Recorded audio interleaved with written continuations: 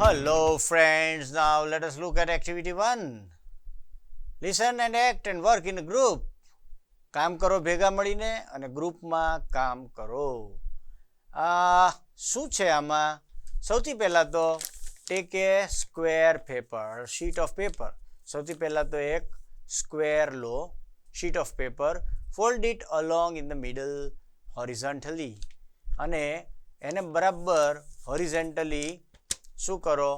Fold કરો. એટલે કે આ રીતે ફોલ્ડ કરો. આપણે ફોલ્ડ કર્યો, right. After that what you have to do, શું કરવાનું છે? Fold it again vertically.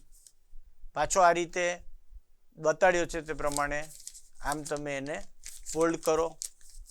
After that what you have to do is you get a folded square. તમને એક folded square મળશે. Now fold one of the flaps backward. હવે એમાંનું એક આમ પાછળ વાળવાનું છે. And then fold the remaining 3 flaps as shown. બાકીના 3 આ રીતે બતાડ્યા છે તેમ ફ્લેપને વાળો. And then again flap them and then flap this way. And then flap them this way. Now you get a triangle. હવે તમને ટ્રાયેંગલ મળશે. ટ્રાયેંગલ મળે પછી શું કરવાનું છે? You have to put the finger inside the triangle, make a cap. અને આ રીતે કેપ બનાવવાની છે. કેપ એટલે ટોપી. Yes, make a cap. And then put in the end, put 2 ends and make cap meet this way. આ રીતે ખોલો.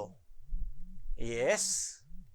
And then carefully put all the base, put flap up outwards. Press them sideway. Sideway એટલે વચ્ચેના બંને બાજુ તમે એને ખોલો. Yes.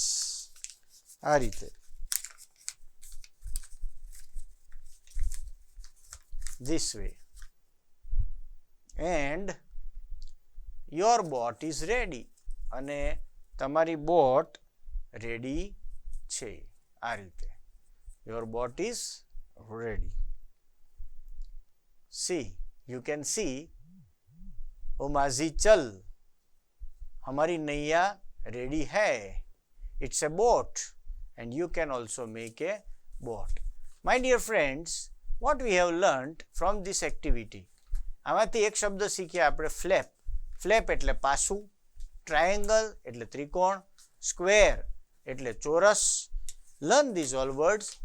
આ બધા જે નવા શબ્દો આવે તે તમારે પાકા કરવાના